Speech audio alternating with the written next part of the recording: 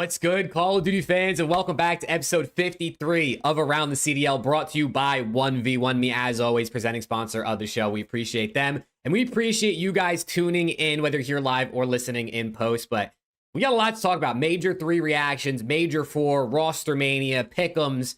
It's a whole bunch. But first things first, as always, Alex Preston, boys. How we feeling? How was the weekend? And what did we think about the Major? I'm vibing, man. I'm always happy to be here. I'm happy to be here. LAT won. I got to see Dan Ghosty win a chip, so it's a good weekend for me. Unfortunately, OpTic just decided they didn't want to shoot back this season. That's okay. But I did get to see Dan win, so as far as I'm concerned, this weekend's an overall W for me. But I'm happy to be here. I'm happy to talk COD. We got a ton to talk about. This episode is going to be packed, so... yeah, let's get into it. Yeah, if you're at the Major, I hope you had fun. I heard the Major was kind of booty cheeks. I actually heard from the people at the Major, they thought it was a lot of fun and it was good, but apparently everyone looking from the outside in thought it looked like shit. Probably, yeah, our eyes could deceive us, but I mean, if you had fun and you were there, I'm glad, I'm proud. Hope to see some of y'all at DreamHack as well, Major 4, because that's going to be fucking insane. We'll talk about it, but yeah, there's a lot to talk about with that. But yeah, I mean, you know, at this point, I'm kind of just over it. You know, it is what it is. I'll take his ass, and my Niners are ass, so I'm kind of just cruising. Just whatever happens, chat. It is what it is. That's but the Major was fun though, and I'm proud of the Thieves. I'm proud of Dan for getting his first one, because the Thieves needed this one bad. Yeah, we did. We fucking did. You know what I'm saying? But let's just get right into it, man. Let's just get right into it and talk about the Major first and foremost. If I could switch the scenes here, LAT Major 3 champions, bro. I tweeted it out. This is the, it took 735 days, I believe, since LAT last won a major championship, Major 4 in Modern Warfare 2, until now. 2 years, basically, right? Since they last won, lifted that trophy. And, man, it felt so good to watch these guys get it done, especially after, like, what's happened this season and with the expectations and the pressure and falling short Major 1, really falling short Major 2.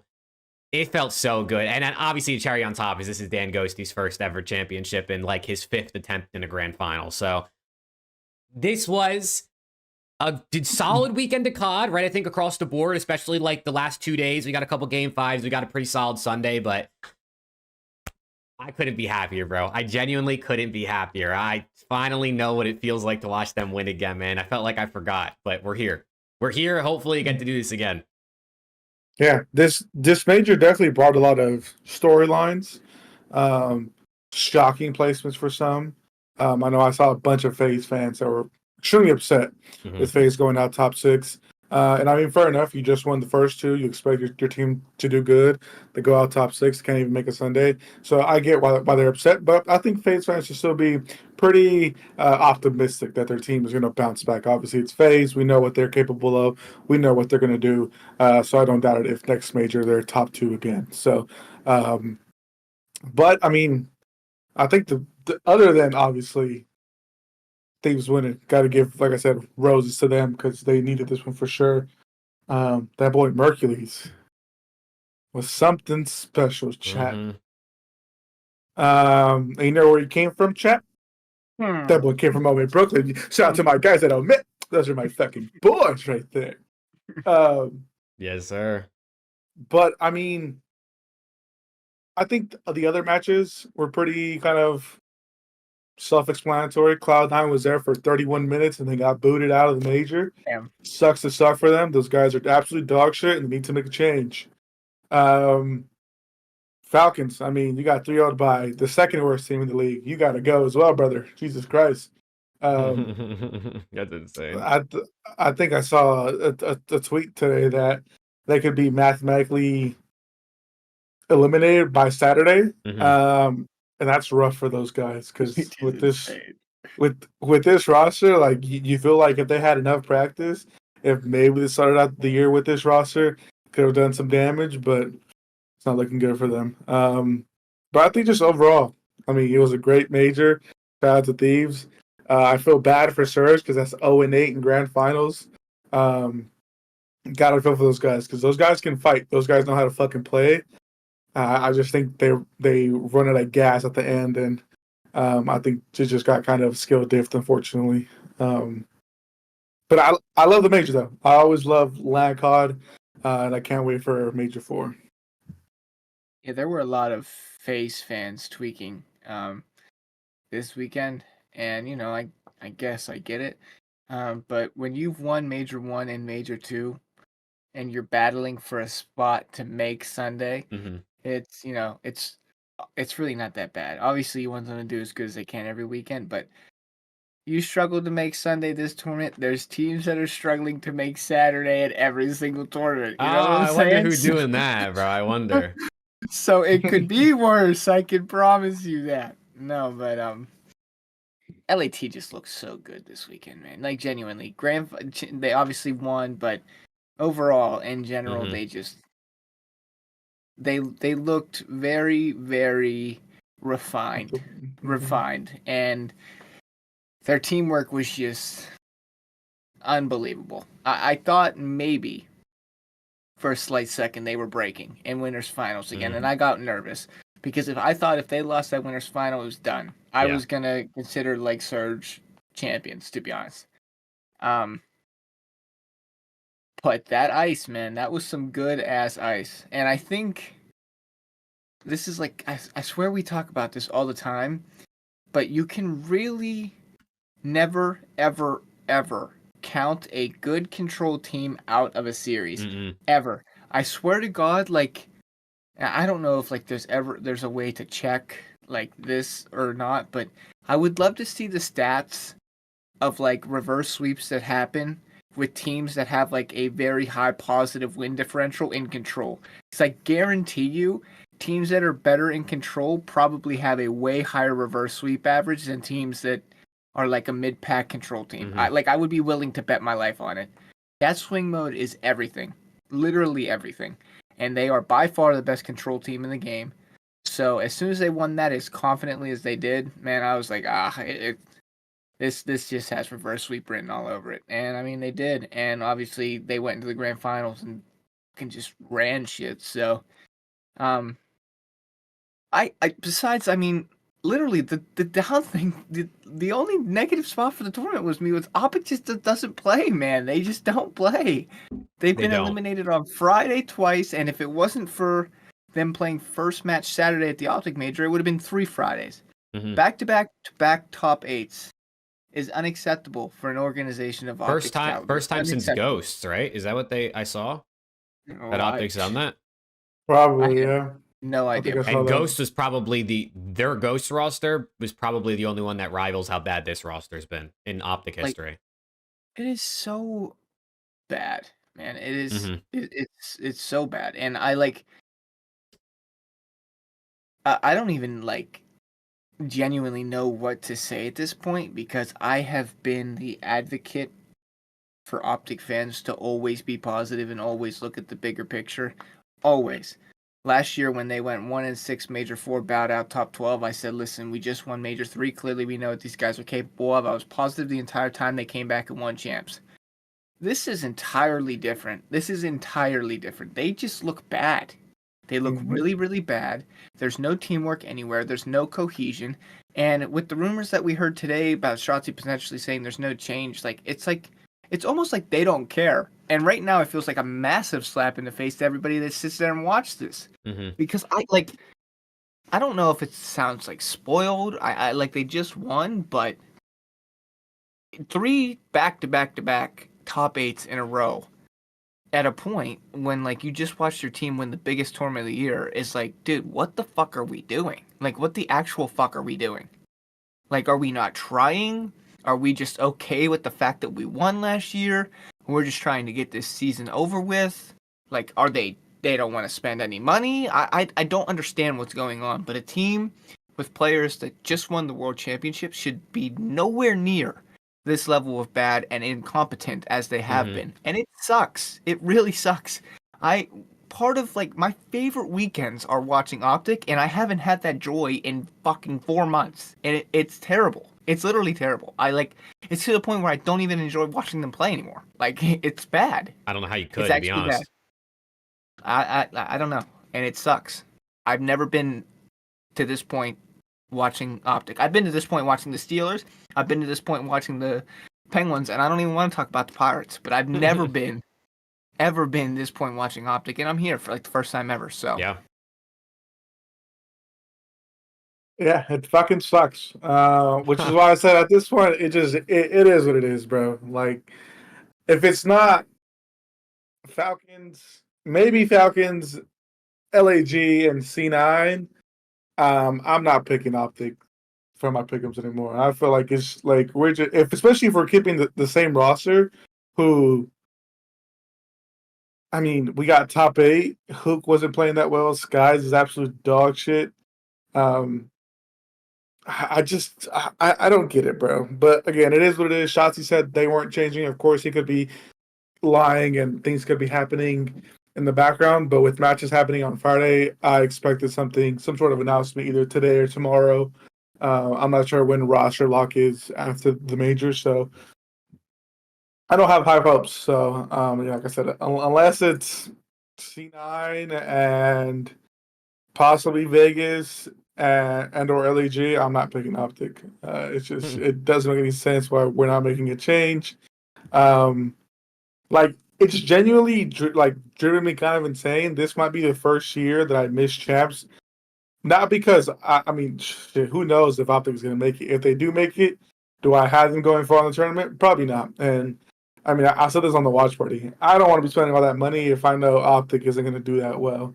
Unless they show me something absolutely crazy during Major 4, then maybe I may reconsider it. But I don't think it's worth the trip anymore, unfortunately. And that's what sucks because, again, how Preston said, it just feels like it's kind of a slap in the face that we have all these OpTic fans that are trying to sit here and watch the team, hoping that they do good. They know they have an issue. They know they're not good, but they're not doing anything about it. Like if the year's chalked, then the year's chalked, you know. So that's what it is. But yeah, that's pretty much all I have to say about OpTic. Yeah, it's an unfortunate situation, man, for OpTic. Also, Splitty and Titanfire with super chats earlier. Appreciate you guys. Just wanted to shout that out. But dude, it's just like, right, whether OpTic makes a change or doesn't in this situation, at the end of the day, they're probably going to get roasted by people in the community, right? They don't make a change, people are going to be upset. They make a change, some people aren't going to like who they pick up, potentially. Some people are going to like it. If the change doesn't go well, people are going to say, like, either way, right, they're kind of probably going to end up not in a great situation no matter what happens. But for me, I feel like the big missed opportunity here is Mercules. This kid, Merc, proved just how good he, at least in Black Ops 6, right? Obviously, every player is different when every new game comes out. But at least right now, this year at this game, proved how good he can be. Given on a good team with a good system like Ultra, will he play this good on a team like OpTic that feels a bit more dysfunctional? Maybe not, right? But I think we still know he's at least a good player, right? We still see he's capable. He can use both guns. He can play in the hill. He can get kills. He can do everything, right? He can do everything. He seems like a very versatile player that looks like someone you should want to build around, or at least give more time to see how he's doing and then decide going into next season if you want to build around him with Shotzi and Dashy and maybe a fourth, whoever that fourth might be. I just feel like if Merc has offers from teams, right, unless Ultra decide to keep him, I think that's the only caveat. If Ultra say, now we're good, we're going to bring Beans back in, we're fine, he would go to OpTic, in my opinion. He would go to OpTic. Why would you not? You'd get to play with Shotzi and Dashy. You'd get to grow your fan base right away as soon as you join the league, even if it's only for a year. Like, you would set yourself up so well in your career going forward, where, like, sure, you could go to Cloud9, but you're not making champs. You go to Falcons, you might make a lot of money. Maybe next year you could have a solid team, but you're not making champs this year. Like, I feel like there's so many benefits of OpTic, including the fact that, like, they could make champs, and they honestly probably will, in my opinion, but we'll talk about that. I just think, like, that's the missed opportunity here, is, like, if you don't make a change, fine, it is what it is. Maybe they're just hoping they'll figure something out by the time champs comes around, and maybe get a top 6 or a top 4 miracle at champs just to kind of like save the end of the season a little bit and give people some boost. But this team just doesn't. They're not going to compete for anything, right? They're not going to compete with anything unless they take a complete 180. And I see the frustrations on both your faces and in your words and on Twitter. Yeah, I mean, I'm like, you just made me want to crash the fuck out again. Not like just because Yeah. you're no, you're literally fucking spot on. I don't like this season is MW2 replicated, but 3 times as worse. And Mercules has the opportunity to be Ghosty 2.0, dead ass Ghosty 2.0. Come in, bring in a young buck, and fucking turn the season around, at least to a point where your fans want to watch you play. They want to watch you play. You are competitive in tournaments. You're fighting for potential championships, and you're playing on Sunday. Fuck, you're playing on Saturday. Like, I like, genuinely, I do not understand what they're doing. I love Caesar. I love Kyler, but they, at this point, they are in their freaking careers. They are rinse and repeat. It's not working. Okay, it's not working. Both of those players might go somewhere next year and set the world on fire. This system right now is not working for either one of them. It's not. It's not working for OpTic. This team is not working. They got to take a chance. I don't understand why they are afraid to take a chance on younger players. I don't get it. It's like they have like some hidden ego with picking up younger players because they're OpTic. Like, I don't get it. I do not get it. What was wrong with the ghosty system that they had in MW2? Did they win? No, but they got back-to-back seconds, and for 2 months in a row, were the best hardpoint team in the game. Genuinely, they were the best hardpoint team in the game. It works. Take a chance. You have nothing left to lose at this season. You are 3 series away from Rocker catching up to you. If they catch up to you and tie you in points, it is down to DreamHack, the last major of the year, for you to potentially have a champ spot. The team that just won potentially having a champ spot. That's embarrassing. That is literally embarrassing. And I can't literally, I can't say anything to anybody crashing out because you have every right to crash out. It doesn't make any sense. They are terrible this year. They're bad and they refuse to try to get better. And their ways of trying to get better are like, I don't understand who's making the calls over there. I really don't. I don't get who's making the calls over there. But they got to rethink something, and they got to rethink something fast. Genuinely fast. I'm tired of crashing out over these fucking guys. I really am. I don't blame you. And I also think, like, the even bigger thing to me with this whole Mercules potential situation is it's better than the Dan Ghosty situation. Because with Dan, they snagged him out of challengers and just hoped that he would be good, just hoped it would work, right? Obviously, I'm sure they did some scouting. They saw what he was doing in challengers and had some belief, and that's why they picked him up. But we just saw what Merc could do against some of the best teams in the game. They beat Boston Breach. I'm talking about Toronto this weekend. They beat Boston. They beat Miami. They didn't almost beat Surge, but like they were relatively competitive against Surge, who ends up going to the grand finals. Like, we know how good Merc can be. Again, he was on a Toronto team with a really good system and really good players, and they know how to play BO6. But like somebody already gave Mercules that chance, whether they wanted to or not, because of the whole Beans Visa thing. He got the chance. He proved that he can be good. You know what he can do, bro. Just invest in him.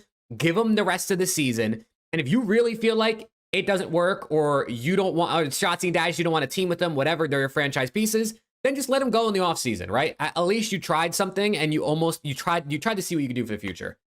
I just think like that Mercules isn't an unknown variable. You know what he can do. He kind of fits exactly what you're looking for in that role that Skies and Kenny weren't apparently good enough at this year, right? Like, I don't know. It just feels like a potential match made in heaven. And, our guy Rafi, CEO of Omit, said he'd give him the OpTic for free because he loves OpTic. So if OpTic's out there listening, hit up Rafi, unless Merc's probably already signed to a new team at this point, if I had to guess. And we'll talk about where we think he's going to go. But talking about this shit's making it so much worse for me. It actually is. No more crashing out. I'm not gonna say anything. Just I'm gonna just sit and watch. And if we're dog shit, we're dog shit. It is what it is. If you're dog shit, you just, I don't know, keep it moving, I guess, right? Like, what can you really do? I'll show for thieves. Thieves won't let me down. Hell, well, Hopefully not, right? They let me down earlier at the beginning of the season, but here we are. Back on top. Back on top. But yeah, listen, you know what I wanted to point out? You know what I wanted to point out on a high note, on a fun note? I tweeted this out. HyDra stats since Major 1, right? Everybody knows HyDra after Major, or during the stage 1, wasn't that good. Since Major 1, HyDra is the best player in the world, and I don't even know if it's close. Other than Scrap, I don't even know if it's close. This guy, HyDra, is so good. And some people think he was snubbed of the MVP at the Major. Honestly, I think it could have went to Scrap or HyDra either way. I think they were just both phenomenal the entire event.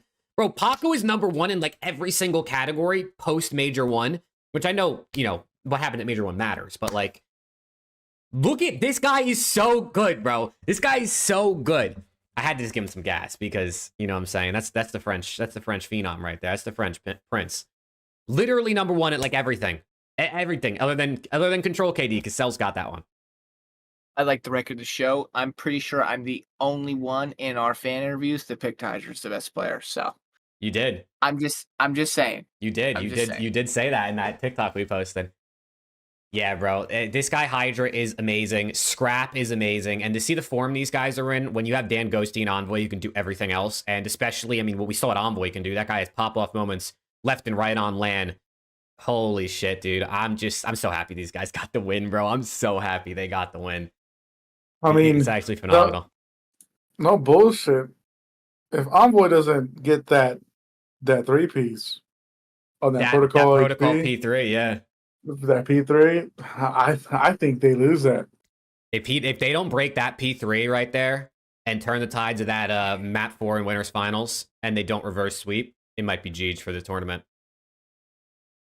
Dylan Envoy is one of the most clutch and like big moment players I feel like I've ever watched. Like just strictly going off of eye test, I don't know what the stats and the clutch numbers and if you actually did the research what it looks like, but just based off what I watched, and I might be a little biased because like obviously when I watch LAT play I'm a bit more locked than other teams, but that guy comes up in big moments when you need someone to, and genuinely he gets so much like hate and like people like drop Envoy, pick up Pred, when the whole thing with Pred was going on earlier, or like Envoy's the weak link on this team, blah. Like, bro, he is the perfect fit to do what he needs to do on this roster, bro. So he needs the gas too, because I'm tired. And now Dan Ghosty's the one getting the, oh, Ghosty's not good enough because he dropped a 0.83 in the grand finals. Bro, who gives a fuck? The other ones all had, the other 3 literally had 1.2 pluses. And Ghosty has the best comms in the game. He understands the game at the absolute highest level.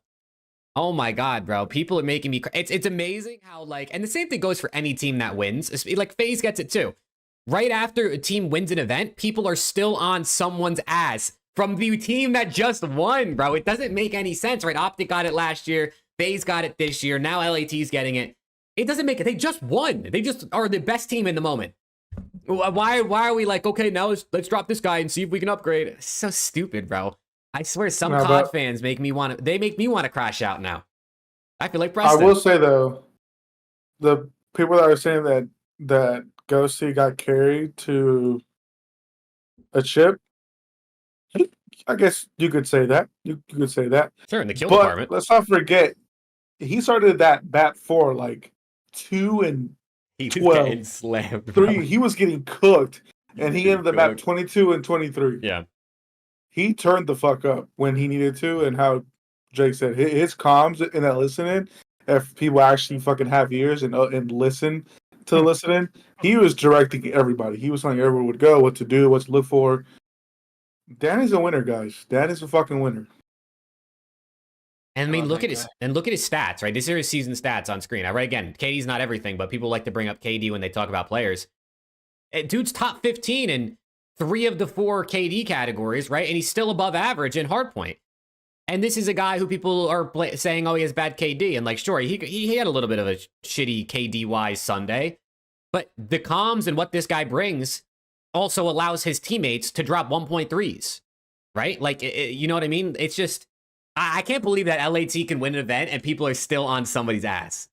It's just mind-blowing. We're crashing out for 2 totally different reasons. We are. Well, I'm crashing out because my team's really good, and you're crashing out because your team is booty cheeks. 2 totally ends of the spectrum.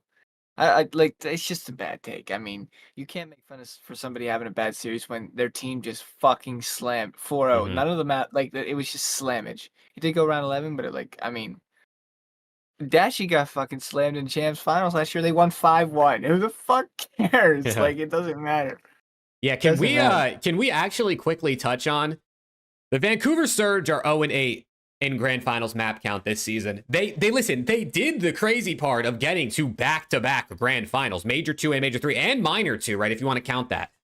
Which they won maps in that one, but it was online. What do we think? Like, do we have any thoughts as to why it happens? I know Alex said he thinks they run out of gas, and other people have said that too. And the other part of it that I wanted to pose the question to you guys and chat that I've seen going around is like, do we think they're chalked?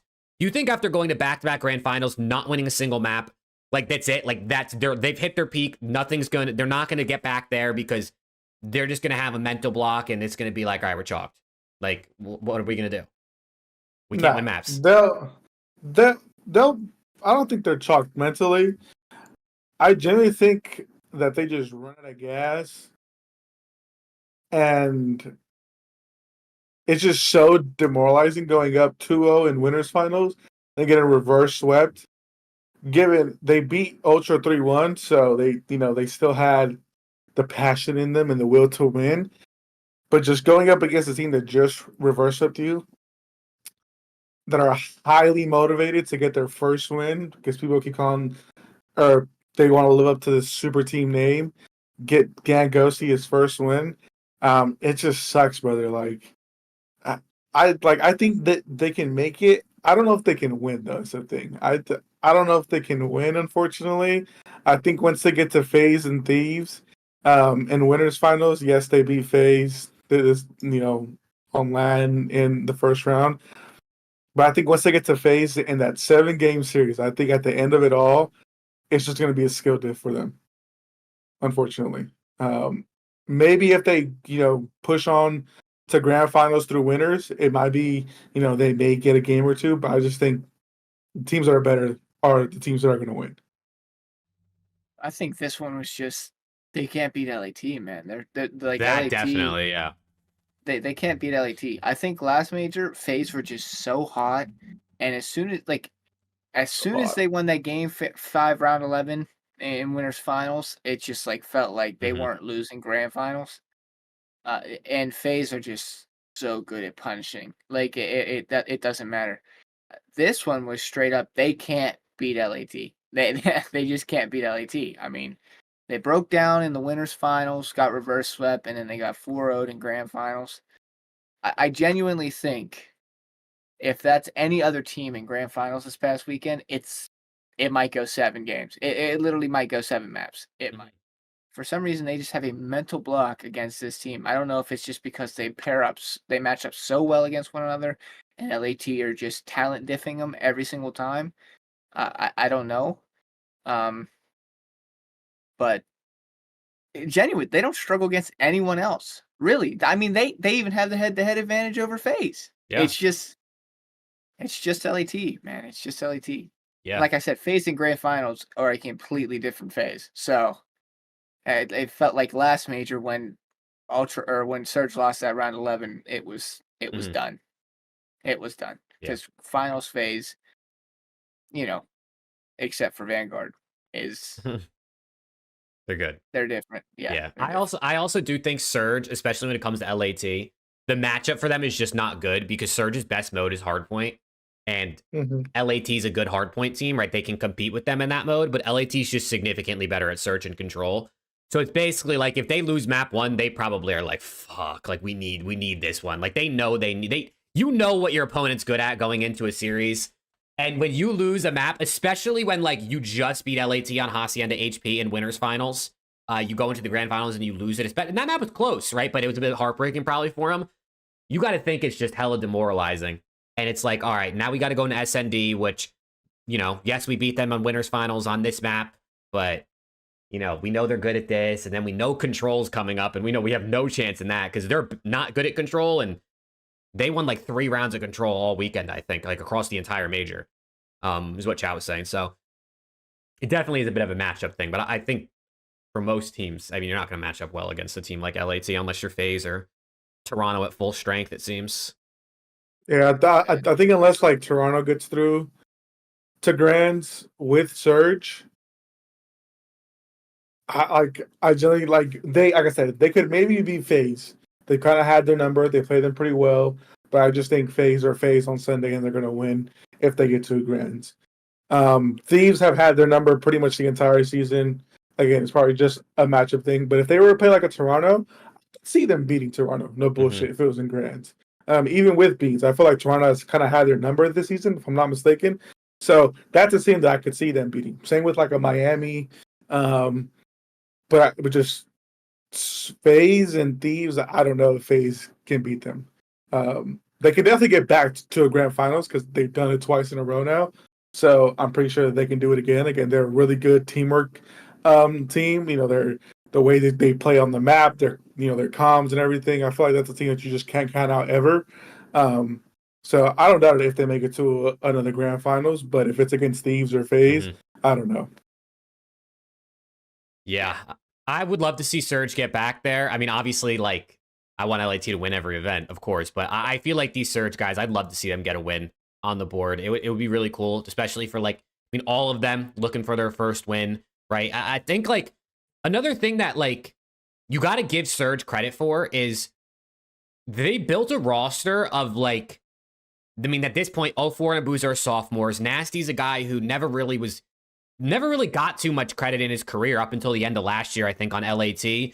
Neptune, a guy who just came back from Halo. I felt like he underperformed at the beginning of his career. Like, they're competing with super teams, with a team of guys on paper that you wouldn't even, or you would think is like top 8, right? Like, I think they deserve credit for some. I think they definitely deserve some credit for that, for whoever put the roster together, Rambo, Ray, the coaching staff, and just what these players are able to do to at least like be competitive, make back-to-back finals when you have FaZe, when you have Thieves, when you have Toronto, Miami with upset potential. Like, I think it's pretty sick to see that they're able to do that. And I do think they deserve some credit for that, but I do think matchup diff, skill diff in grand finals is something that's going to kind of haunt them until they maybe get a final where they play someone that's not FaZe or Thieves, at least for this season, right? Next season or beyond is different, but I do feel for those guys because that's got to be like heartbreaking. Like, you gotta, I mean, Nasty literally said on stage in his interview after whatever match it was earlier in the weekend, like, if we get back to grand finals, I promise we won't get swept again. And then they got swept again. So, like, you just got to feel for those guys, man. You really do.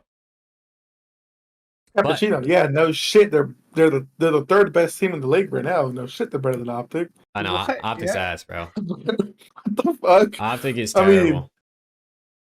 But Shay did say a good thing that nobody on Surge has won. Maybe it's just with Ghosty. Like, once they get their first one, they'll be a lot more comfortable. They'll have one on their belt, and I think they'll be a lot better. I hope Dan comes out frying in the rest of these events, bro. Imagine Dan Ghosty's dropping 1.3s too. They'd be unstoppable. Yeah, but honestly, sorry. Merc to Surge. Nah, Surge aren't making a change.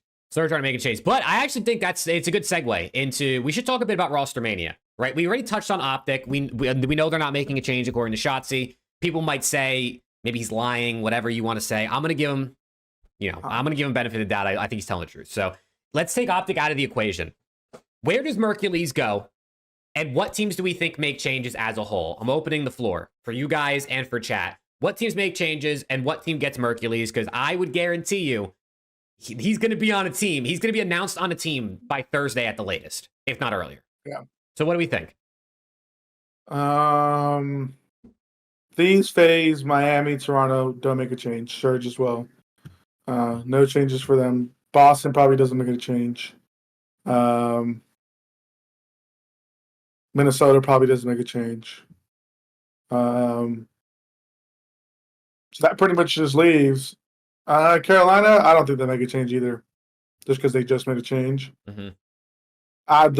Realistically, the only teams that I could see, because I mean, OpTic. I want to take Shotzi's word for what it is. Yeah, we're not touching, so OpTic is out of that equation as well. The only teams I could really see are Cloud9 or Vegas. Those are the only teams that I could see making a change for him. It's fair. Preston, what do you think? I want him on OpTic. That's what the fuck I think. Okay, well that's not happening apparently. No.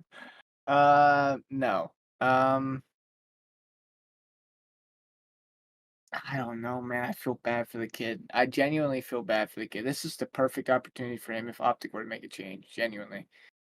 If I were him, okay, I'll give two answers. If I were him, I'd go to Vegas. Get your fucking bag. If who I'd like to see him go to, Boston. I think Boston are like one change away from being like an actual, they might be like a contending team on a Sunday. Yeah. I think they're like one player away. Whether you want to get rid of Wake or Cammy, pick your poison. I really don't care. I think they're at this point one and the same. I probably lean a little bit towards Cammy. I think Wake has really stepped up his game. I think I would too. Halfway through the season. That's who I would pick. Because they are going to make champs. They already have a pretty solid roster to begin with. And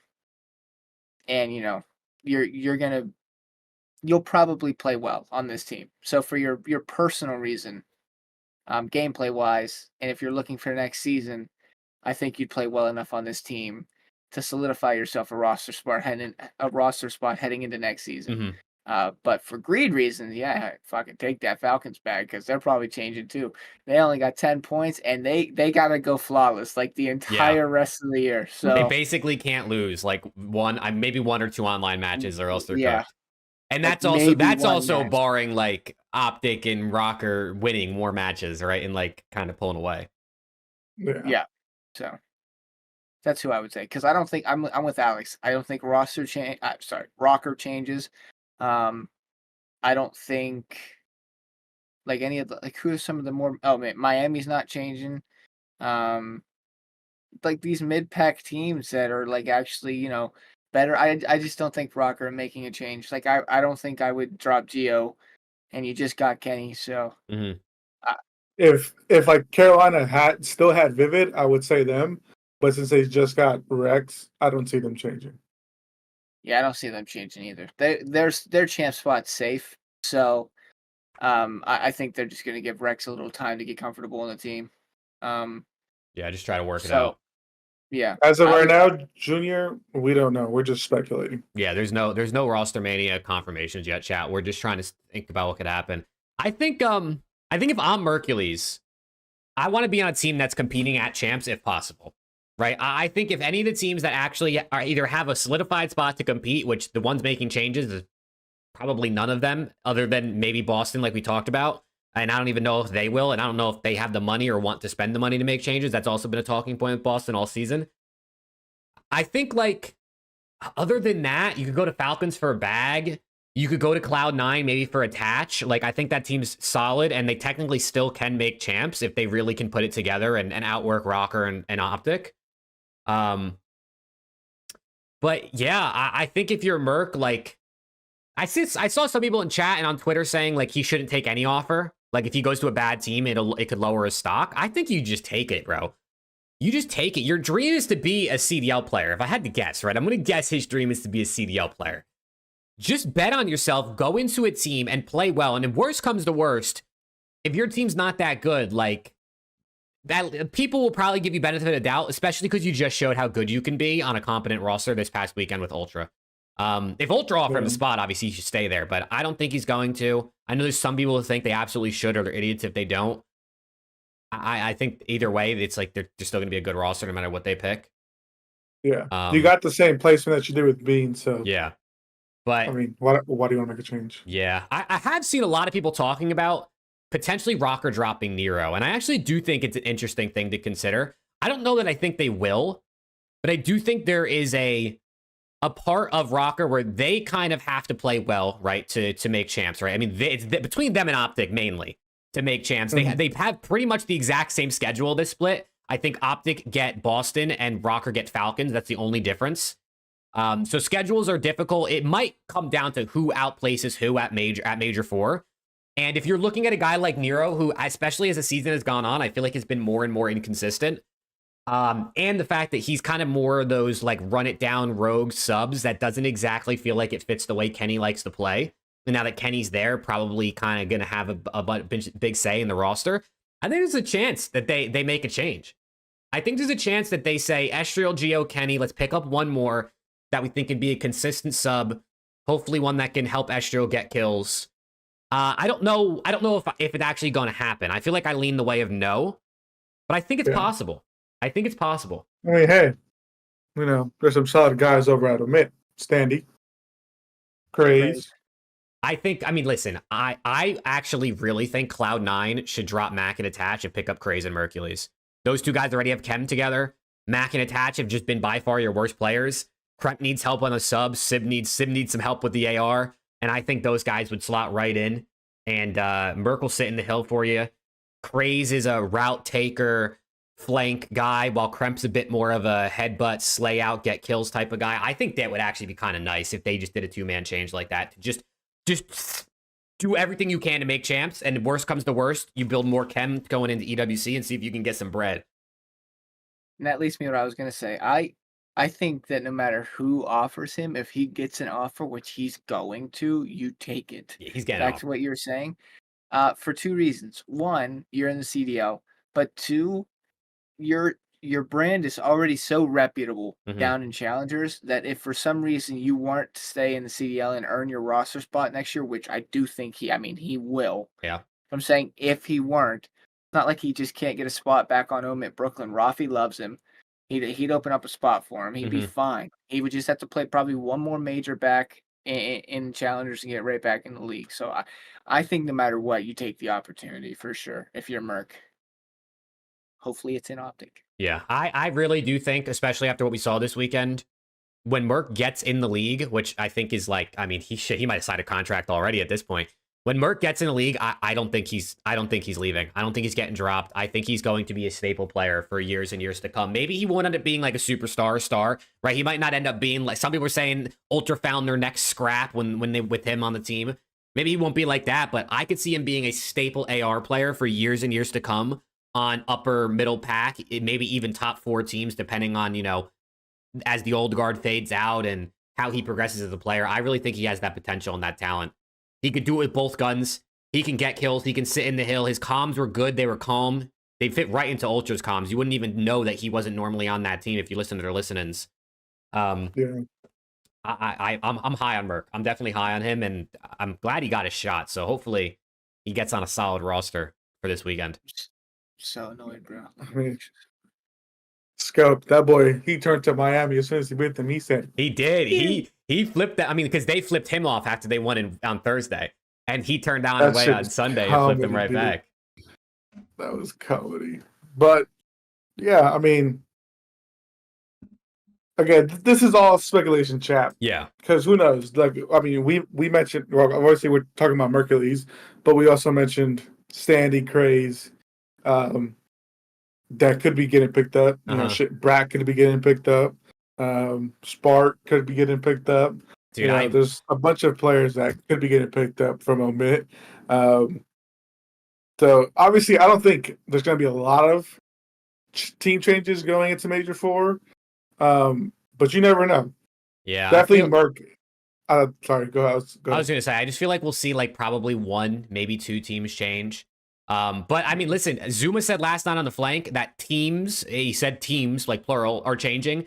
And his cousin Vinny, who I don't really know where his cousin, like, I don't know how his cousin Vinny has intel or how he got to where he is in the scene. I don't know if it was just through Zuma or whatever, said that the team changes he's hearing behind the scenes are absolutely brain dead. So it looks like multiple teams are making changes. But I just don't know who it's going to be. I know one of them's got to be Merc. One of them's got to be Merc, right? There's no way that guy's not getting on a roster, so. Is it like Attach getting picked up for Slasher getting dropped, Exceed getting picked up? That would be crazy. I don't fucking get it, bro. I don't get it. I'm sitting here talking about it with you two, and I don't understand. He's crashing out. He's crashing out. I don't get it either. I really think OpTic's looking at the rest of this season like, let's just qualify for champs, right? We have a buffer. Let's qualify, and let's hope we can do enough to not get last. I feel like that's what they're looking at. Because if they can go to champs and not get top 8, which is what they've gotten all season, I feel like it'll give the fan base a little bit of dope that it's like, all right, we didn't go top 8. It still won't be good, but it'd be like we qualified and we didn't get last. And I think that's what they're trying to do. But yeah, right now they would play LAT first because LAT, this is also another fun fact for you. This is only the 3rd time in CDL history that FaZe hasn't been on top of the standings. And this is the first time like mid-season, so not post-stage 1, that a team that's not FaZe is number 1 in the CDL standings because LAT overtook them. So OpTic would be playing LAT winners round 1 or round 1 in champs. We're slamming their shit. Sky's coming out, pulling out his belly. HyDra's going to see it. He's going to be like, man, that used to be mine. He's going to get so sad and depressed. He's not going to play right. HyDra's going to tuck that guy to bed, brother. And then we win. Yeah. I also do... sorry, you can go. I mean, do you want to talk about another roster change? Oh, man, just signed Apex players. Did they post the announcement on Twitter? I didn't see it. Yeah, they did. Let's go. Wait, I didn't see who the team was. Yeah. We love Omit. COD, obviously. But Omit is officially in ALGS. Is that it? Mm-hmm. Yeah. They're in Apex, boys. We're Apex streamers now. Yeah, they joined ALGS. I don't think I know any of these guys. I don't. I asked Rafi. They said they're a very dark horse team. Yeah, I don't know any of these guys, but listen, we watched Partied Apex last year. I'm gonna watch Party some more Apex, especially during this COD off season. So, you know what I'm saying? We'll be watching 100T and Omit in Apex, which is gonna be fun. Did have a pretty good Apex team, and they just, They did. Another thing I just wanted to mention real quick was Team Notorious won the Challengers Major. The team from EU, Afro. Fucking Eric Boom, Raffi, and not Raffi from Omit, a different Raffi, and F Dot. They won the major for challengers. Afro, that guy needs to be in the league, but I fear with the whole visa thing, he's just not going to get in the league. But hopefully they qualify for EWC and can make some noise, right? Team Notorious, Omit. Hopefully these guys can qual and maybe they make something happen at the Esports World Cup in terms of beating some pro teams or maybe getting out of group stage. But shout out to those guys. I just wanted to put that out there because those guys also, I think, deserve some shot. I think there's a bunch of EU players, honestly, that could deserve a spot in the league right now. It's just, I mean, Christ, the players that are in the league right now can't even make the events because of visa issues. I don't know how you'd get anyone onto a team. Got to feel for the Brooklyn team though. But they were going into Miami with their full roster. Merc gets snatched up literally 2 days, a day before. And they have to go in with Paul X. Yeah, you're a favorite for the event. You get top 16 because Mercules gets snagged right before the event starts. It's a very double-edged sword for Omit. It's the pipeline, but brother, you get fucked. That is ass. Okay, I want to real quick touch on the picture for COD Champs. I want to real quick touch on potentially what it could look like for champs, because looking at what's here, OpTic has a 30-point buffer between them and the Minnesota Rocker, 40-point buffer between them and Cloud9. Vegas Falcons and LAG are not going to make it, right? Technically, they're not mathematically out, but let's be honest, they're not making it. Yeah. All OpTic has to do, basically, is just win the same amount as Rocker, and they would easily qualify. If not, they could win a couple less than Rocker, and they would still qualify, right? They just got to get a couple wins on the board. But I think what makes it interesting, like we touched on, is they have almost the exact same qualifier schedule, which kind of makes it fun because it truly is going to be like who is best, right? It ain't no scheduled cheese where, like, let's say OpTic has to play the top 4 teams and Rocker plays the bottom 4. Yeah, I really think we both play Vancouver, we both play Carolina, we both play LAG, we both play Toronto. The only teams that were different is we play Boston, they play Vegas. Yeah, which I guess is technically probably is slightly harder for OpTic. Right, it's a very slightly harder schedule for OpTic. Yeah.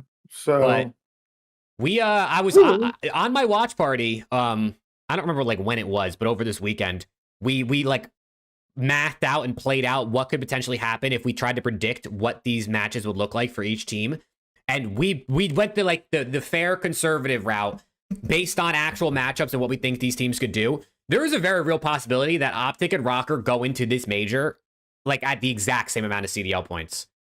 because Rocker just look better than OpTic, I think, right now. And there's a very, very real possibility that the only win OpTic gets is versus LAG. And Rocker's able to take down LAG, potentially Ravens, potentially Boston, maybe not Boston, but potentially Ravens, and cuts that gap going into Major 4, where if like OpTic goes out T8 and Rocker makes a T6, or OpTic goes out T12 and Rocker makes a T6, that they steal that champ spot.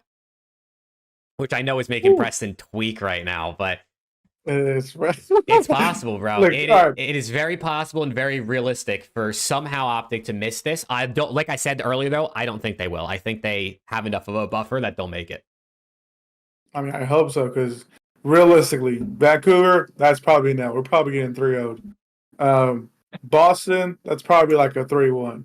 Carolina, we can't beat those fuckers. Yeah. Maybe with Dylan Rex on the team, you know, maybe we'll do something. You know, we might win that, but just based off history, we're probably going to lose that.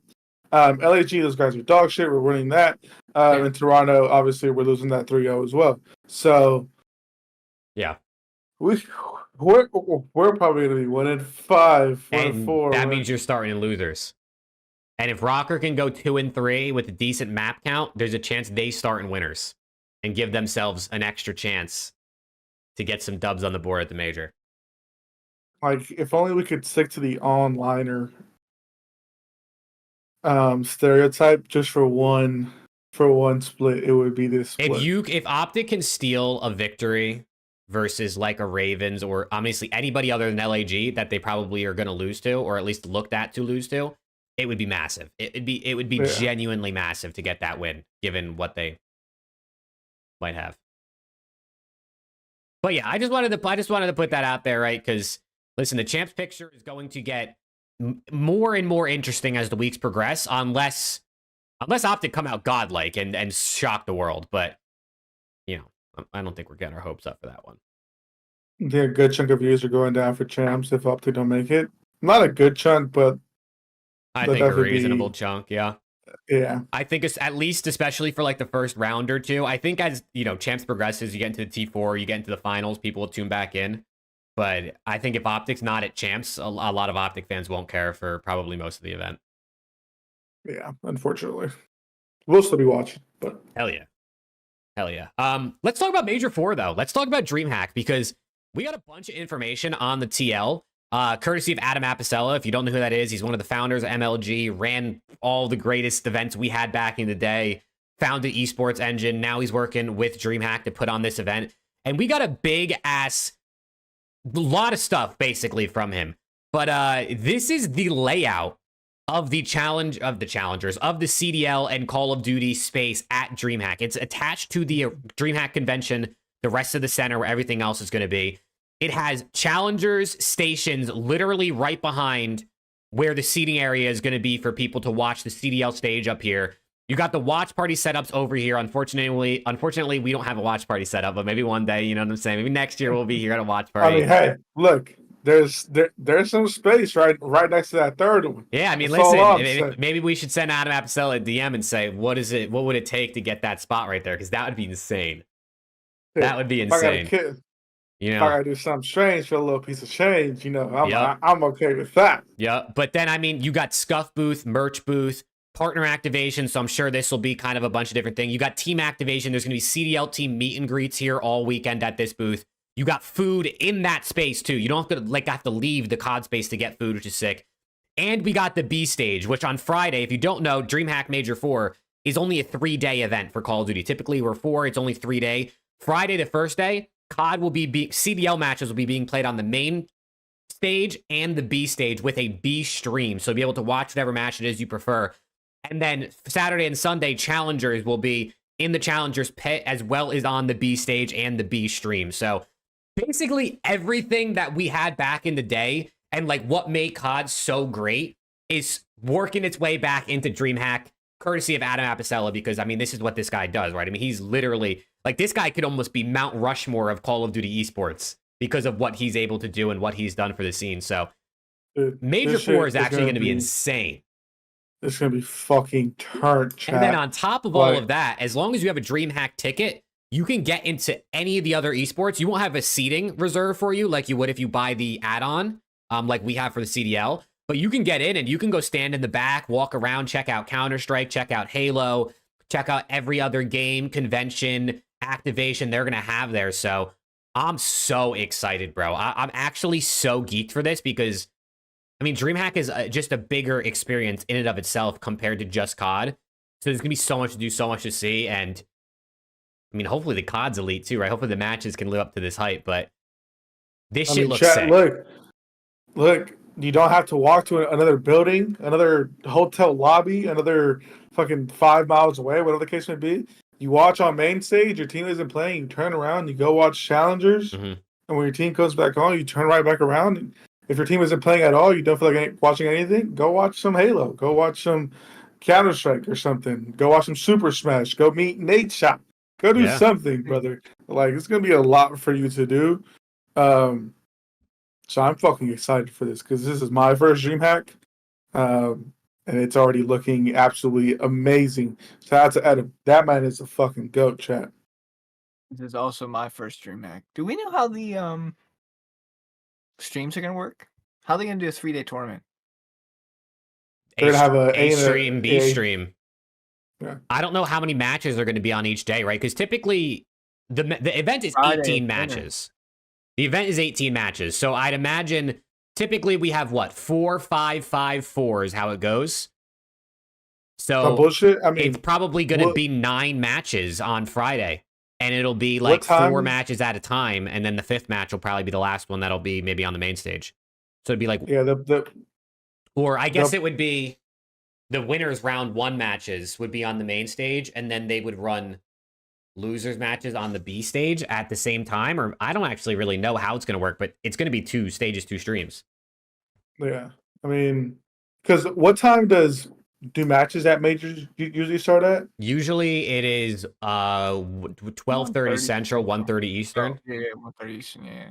So 12:30. I mean, right here it says the food starts at 10, so matches may start at 10. Just push everything up for that first day. I mean, if matches started at 12, they could push it up on the first day for sure. But if matches started 12:30, at least at the last major, right? We were in by 11, I think, right? Was it 11 or 11:30 we got in the doors with our VIP passes at Major 2? Yeah. We got in an hour before they started. Yeah.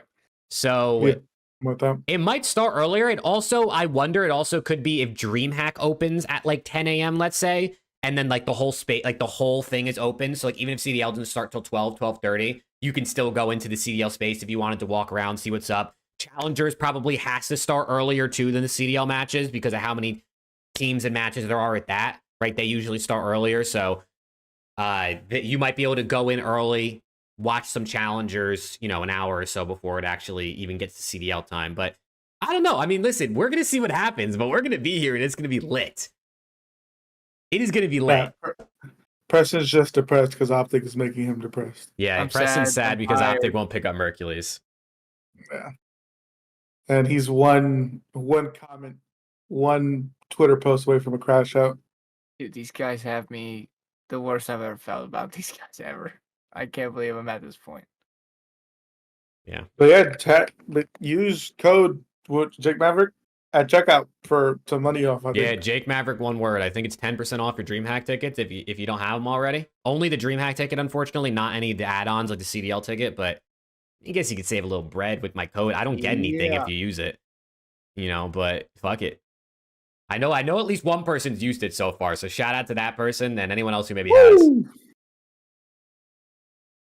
But I guess we can get into PICKEMS, right? I mean, listen, there's matches in 4 days. Right? There's matches on Friday and Saturday and Sunday. So we might as well get into our pick'ems. But obviously, first and foremost, we just got to say thank you. And we got to shout out 1v1me, sponsor of Around the CDL. If you want to watch and stake esports all day, Madden, COD, FIFA, 2K, you can on the app. You can use the link in the description and use code ATC at sign up. It helps support us and shows that working with us was a good idea for 1v1me. So shout out to them as always for sponsoring us, and we look forward to working with them even more in the future and in future episodes. But let's get into pick'ems, man. That's not what I wanted to show. Oh, wait. Hold on. Oh, I'm fumbling. Oh, wait. Oh no. He's fumbling, chat. I don't know what he's trying to do, but he fumbled. Oh Yeah, I make lost- sure you use code ATS. I lost it. ATS. There's a I mean notification. ATC. Sorry. There's a ATC. notification that I won my stake. Yes. Preston and I You have been can. tweeting out our stakes on Twitter, so check us out. And we've low-key been hitting. I think I've only missed one. I've missed one. I'm now 4 for 5. I think on I'm my 3 for stakes. 4, but I'll be tweeting out another one tomorrow. So I think I'm up $87 in prize money, chat. Trust me, follow the way. I'll lead you to Hell yeah. cash. You know what I'm saying? Yeah. Download, use code ATC. You know what I'm saying? Yeah, so shout Yes. out 1v1 me again, man. All right, let's talk about pick'ems, man, because first week back, we actually have some banger matchups. Now, obviously, we got to put the caveat out there if people don't already know. If there's roster changes, we don't know that going into these pick'ems, right? So if you're watching this on Thursday, and let's say we already know Merc's on Cloud 9, that would probably affect our pick'ems, but we don't know that at the time of recording. So if there is changes, we might slightly change our pick'ems after we know these, but this is going to be as of Monday night. And I also wanted to say right now, Preston gained a little bit this weekend. He had a pretty good bracket, pretty good picks, only got 2 wrong. So he is only 16 behind Alex now in second place. And Alex is only 2 behind me in first. So the pick'ems leaderboard is getting closer and closer by the minute with between the 3 of us. So Yes, Rick, to answer your question real quick before we start, all 50 states are good. yes, All 50 1v1 states me are is good. available everywhere, You which is can lit. stake in. Is it? Someone asked me about EU too. Is EU? I think allowed? I think he said everywhere. Like I think he said you can use it wherever you want. That's what's up, Rick. Let's That's go, what's up. Rick. Let's go. When We you- appreciate you. When you sign up, use code ATC. You know what I'm saying? Seriously, everyone who signs up and like uses codes, whether it's 1v1 me or if it's on Juvie or Agent Picks, like anything with our codes, like it shows those people that working with us was a good idea, which means a lot to us. So shout out to everyone who's ever supported the channel, supported myself, the show, the 3 of us. So thank you guys. But let's get into it, man. First matchup back is Atlanta FaZe versus Vancouver Surge. Atlanta FaZe versus Vancouver Surge is the first matchup back, which is pretty insane. What do we Give think? me Surge 3-2. Oh shit! You got FaZe starting with a loss. See. I'm gonna take Surge 3-1. I gotta see Atlanta's hardpoint come back to fruition before I can take them in a series against a good hardpoint team. I think Surge is a very good hardpoint team, and in Atlanta they've been struggling in HB. This is nothing against that. I just gotta see them get back to the game before I can pick them. Yeah. Oh, also, I guess this Fuel just reminded me. I think unintentionally, he said the prone glitch from the new update has not gotten fixed. They're not playing on the new patch this week. They apparently were supposed to. That's been pushed back. So they're still playing on old patch this week, according to what I heard on the flank last night. So that prone glitch, I guess, doesn't matter yet. And I guess if things don't get fixed, they probably will just continue to play on old patch. But they're not moving to new patch, according to the flank last night, which is what I heard. So that's just something to throw out there for anyone that's wondering. But I also have Surge. I got Surge 3-2. I'm going to match Alex. Listen, FaZe could win this for sure, right? Probably in a Neslo fashion. But I think Surge... I mean, listen, Surge either come out here and they get 3-0 slammed because they're down bad after the finals, or they come out with some vengeance and they want to get some wins and they want to get back there. So I got Surge. Then we got... Oh, yeah, sorry, Preston. He raised his finger. I would like to change my pick. I'm going to take FaZe 3-2. I need to take every opportunity I can to get some pick If you back. can, especially, that's a this good one. for sure is one that I'm taking my pick on. So I'll take FaZe in game 5. Why OpTic only play once first weekend, Danny? Because that's just how the schedule works out. There's 4 weeks, you only play 5 matches. Or there's 3 weeks, you only play 5 matches. So 2 of the weeks you play twice, 1 of the weeks you play once. It's just how it'll go for every team. Okay, Toronto versus Carolina Royal Ravens. I'm going to go Toronto Ultra 3-0. I just, maybe Ravens will get a bit better. Maybe they'll make a change. I guess you never know, but I'll give I got them Ultra that. 3-0. I have Ultra 3-1. Yeah, this one I'm not taking. This guy hates the Ravens. I'm going Ultra. I might go Ultra 3-0. I'm not going to lie. Yeah. Chat, also, a reminder, you guys got to brainstorm some ideas, punishments for Preston when he comes last in our Pick'ems leaderboard this season. Drop them in the comments, drop them in the chat. Any ideas you think that Preston should have as his punishment when he inevitably comes last because he's 16 behind right now. So obviously keep them reasonable, nothing crazy, nothing too expensive. And we'll Chad, take some inspiration. I'm broke, Chad. I'm broke. We'll take some inspiration. Okay, Cloud9 New York versus the Vegas Falcons to round out Friday. This one's interesting. Burgerable. This is a Burger Bowl, right? And like I said, we don't know roster changes. I guess you could try to predict if you wanted to into your pick'ems. But what do we think? Is Vegas just going to be a little bit better online? Is C9 just ass? Are they chalked? They got to make a change. I know we can't really predict it well, but Yeah, I'm gonna go Vegas 3-2.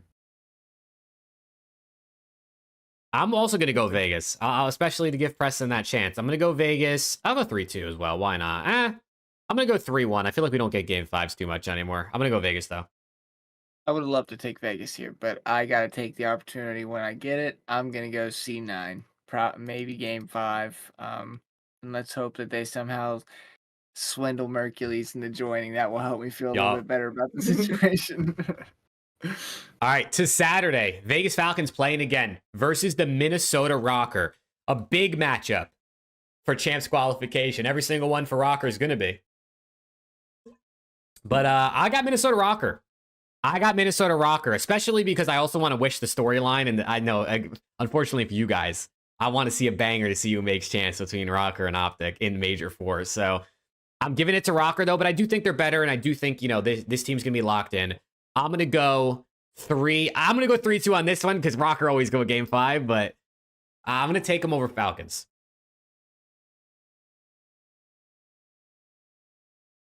I'm going to go game 5 as well over Falcons. Oh, so now you can take Falcons, Preston. I'm going to take Falcons in a game 5. I have to go opposite on ones that I feel could go either way. Mm-hmm. I feel like Falcons could maybe take this series. I think they can win it, yeah. I'm going to go game 5 Falcons. Fair. All right. Then we go to Boston Breach versus the Carolina Royal Ravens. Honestly, a match that I feel like, a month ago, I would have thought would have been almost like a low-key banger. But I don't know if it's really that anymore. I got Boston Breach 3-1. I just feel more confident in this Boston team. This Ravens team, I used to really like what I saw from them. Haven't really been like that since they dropped Vivid. I got to see them get back to form a bit before I take them over pretty much anybody that's middle of the pack or better. Yeah, I'm going Boston 3-1 as well. Yeah, I can't take Ravens here. I'm sorry. I'm going Boston 3-1. Hell yeah. Hey, shout out to Drippy in chat. That's our guy right there. Okay. OpTic versus the Vancouver Surge. I got Surge 3-0. Same. Fucking same. Yeah, I'm not. I would love to sit here and put them as a team that I could take as a chance for a pick 'em, but I need these picks, and I'm not fucking taking a chance on these guys. Not in current form. I'm sorry. I'm going 3-0 Surge.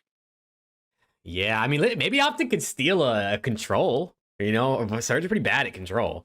Okay, but so OpTic are bad you're at right. too. No, you're right. I'll go 3-1 OpTic. There you go. They're not beating them in hardpoint. No, sorry. 3-1 Surge. I was I was gonna say, this guy just flipped. I'm sorry. I'm sorry. Man. 3-0 Surge. But yeah, I feel bad for OpTic. One match of the weekend and they play Surge.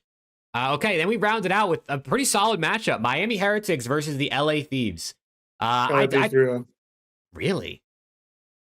That's not gonna be close. Really? I mean, obviously I'm going LAT. I'm going to give Miami a map, though. I'm going to give them a map. Miami is a bit better versus Thieves online than they are on land this season, so I'll give them 1. I'm going to take Miami in a game 5 with the major hangover. Come back after winning Atlantis flawlessly as you did and come back to your first online match. They're actually still hungover from partying. I'll come back. Miami bringing the fire, the passion. Vamos. They take it in game 5. Miami has upset potential. They do. They just don't feel like they match up well versus LAT, so it is what it is. And then we go to Miami again. On to Sunday first match. Miami versus LAG. I'm going to go Miami Heretics 3-0 over the Gorillas. Gorillas could be potentially a team that makes changes, although I don't think they will because they've made so many this year. Might as well give a roster some time, but who knows? I'm going Heretics either way. Same 3-0. Same 3-0. Yeah, that is not what I'm going against. No. Toronto Ultra versus Cloud9. Second match on Sunday. What do we got? Another 3-0. Toronto. Same. Same. Yeah, I'm going 3-0s. I got to put more 3-0s, bro. We get so many of them these days. Like, I'm just going to start throwing them in there. Toronto 3-0 as well. All right, and then last match of the Sunday. LA Thieves versus Atlanta FaZe. Last match of the weekend, not even just of Sunday, but obviously of Sunday. Reigning champions of Major 3 versus the reigning champions of Major 1 and Major 2. I mean, I'm biased, right? So I'll go first. I got LAT 3-1 over Atlanta FaZe. I got LAT 3-2. And Preston is gifted a free chance here to get a point, which is a reasonable one to take a potential point on. Wow, you guys gave me 2 opportunities to take FaZe and gain a point. I mean, you guys are being way too kind. You guys are being way too kind. I mean, they're playing the Didn't 1 need and it, 2 bro. teams. I'm taking Didn't FaZe need in a game 5. I need this to happen. This, if I am right on both, LAT would start 0-2. How fucking catastrophic would that be to go win the major and then start off 0-2 the Yeah. next split? I mean, listen, it. LAT's got some tough opponents, right? FaZe and Miami. Like I said, Miami hasn't beat LAT this year at all, so it's like, are they going to beat them? But Miami's a good team with upset potential, and FaZe is obviously a really good team that can definitely beat LAT. So if you're going to pick against them, it's not the worst weekend to do it.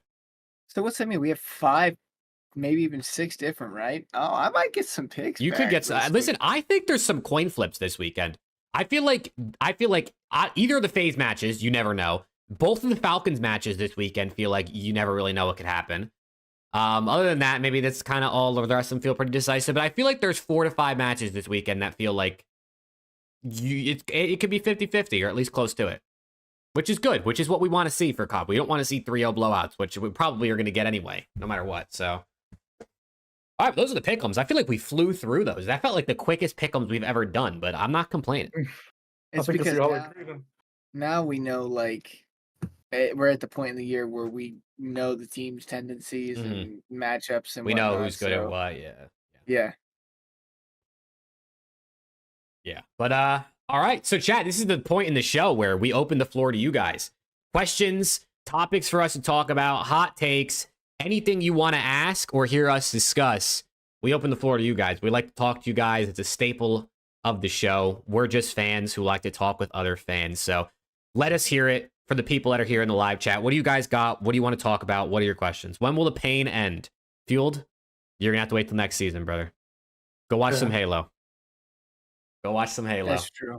I love those guys. Thank Christ. If they were fucking bad too, dude, I'd probably cry. Go watch some Halo. Hey, we can watch some OMIT GG Apex if you're down. You want OpTic to get Fueled? How about this? You want OpTic to get another esports? Why don't you just adopt OMIT as your second favorite org?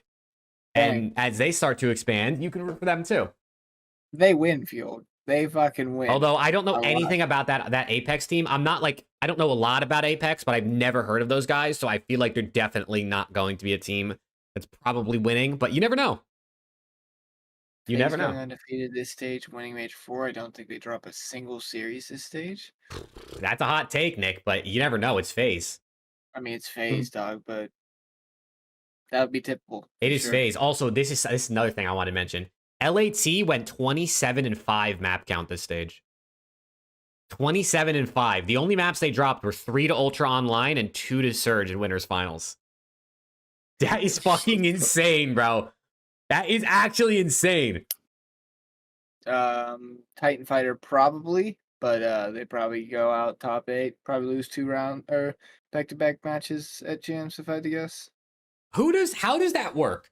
So if you're the 8 seed and you lose at Champs, who do you play in losers of the Champs round?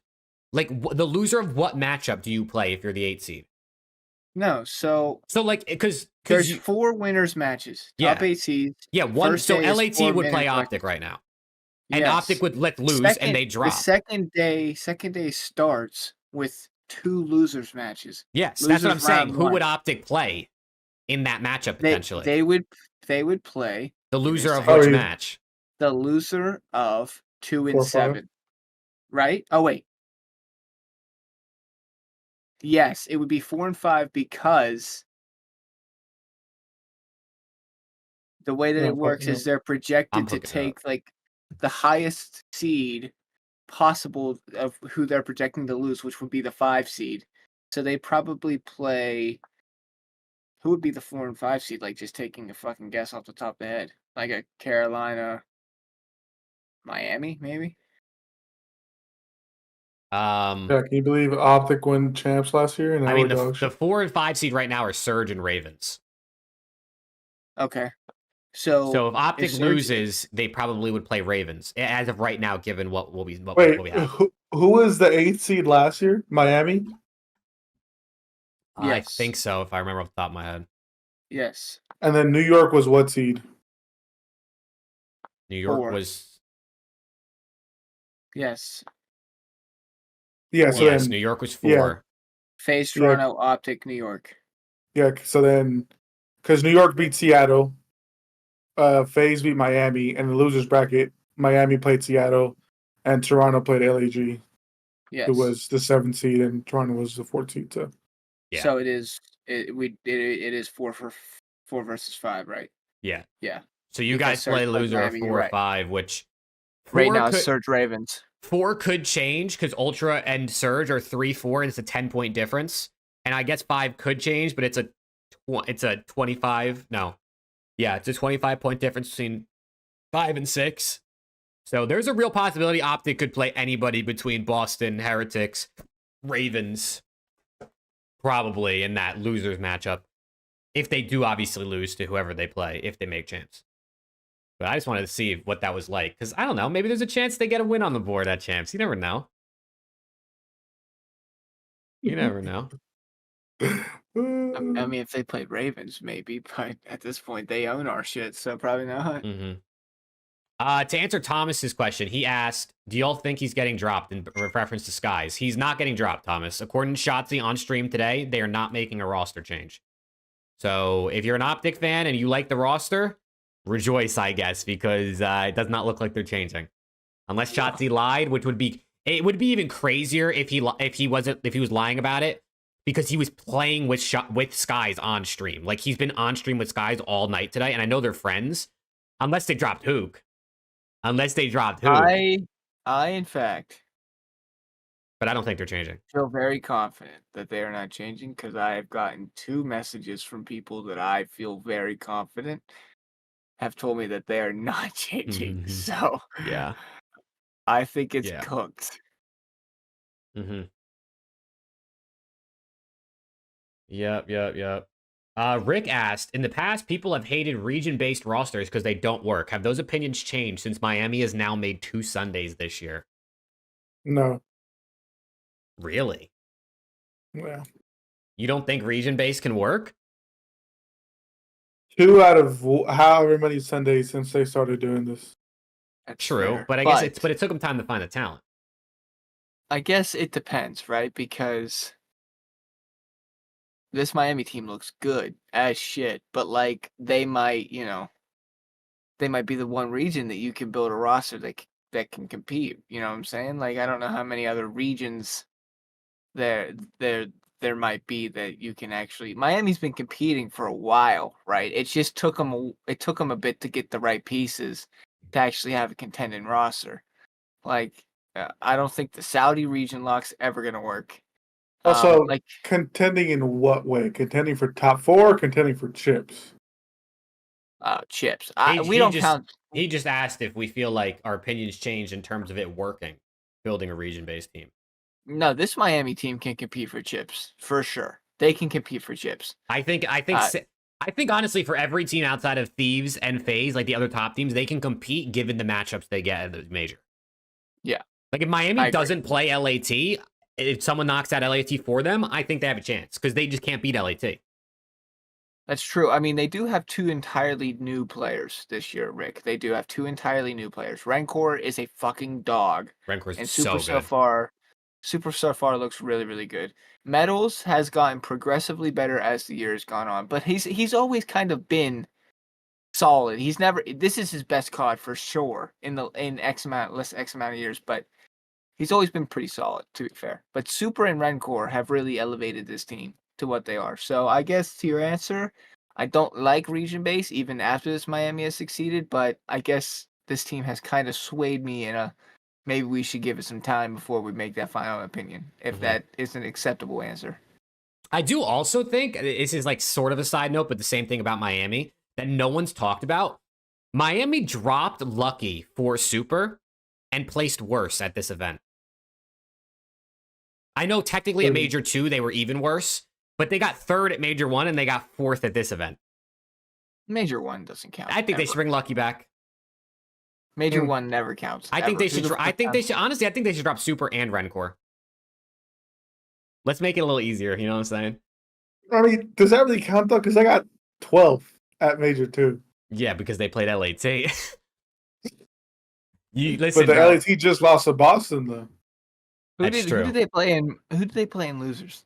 Miami. You get top 12. LAT. Oh, Because LAT lost to Boston and we dropped. Oh, and yeah, smoked them. I forgot they started in losers. That's my bad. That's my bad. Yeah. Nah, I think they're better with Super. I think they have a higher ceiling for sure with Super. Oh, well, yeah, 1,000%. And a higher floor, probably. They just. Are they contending for chips though? I still don't see it. I don't see it unless they get blessed. Sunday. Yeah. Oh, Sunday, yeah. For sure, they make Sundays 1,000%. Top 4, top 3, maybe. But chips, I don't think so.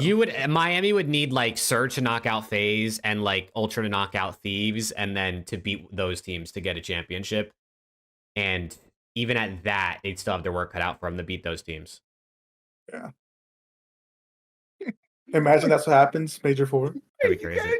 You gotta check the timeline, dude. What's happening on Twitter, bro? What's happening? FaZe just tweeted a video at Dashy, and Dashy replied, dude. Oh no. Dashy replies to FaZe Unk. Hold on, live on stream. We gotta react. Let me see. Oh, bro. Holy fuck. Dashy's a moron. Oh. Wait, what did Dashy say? FaZe, it's a 2-minute video. I'm not listening to this, but the caption is OpTic Dashy, sorry you're not overrated. And then Dashy responded, haha, no worries, my man. Looks like I gotta try and prove you wrong. That's hilarious. That's hilarious. Did FaZe call him overrated? Did that happen, I guess? I guess. I have no idea. That's Sorry, hilarious. you're not overrated. FaZe's a fucking legend, dude. Shout out FaZe. I saw him on the broadcast like 1,000 times at this event. Mainly because there's like 74 people in that venue, but it's all good. Yeah. Jeremy, you've honestly missed nothing. There's been no news outside of Shotzi saying OpTic's not making any changes. That's literally all that's happened today. Yo, good question. He actually changed his alias. He goes by something else. He's Elias? Yeah. Alias. Nah, bro, this guy. Oh my It's god. Alias. I'm sorry. It's Does pronounced it fucking Alias. matter? Does it It actually does matter. It does matter. I'm Elias? sorry. Does it fucking matter? Is that Standy? Are we talking about Standy right now? Preston, say Maymays.